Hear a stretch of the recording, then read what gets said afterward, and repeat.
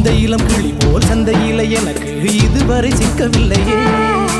என் அழகு ரசிக்க என் நெருப்பை அணைக்க இளைஞனும் கிட்டவில்லையே.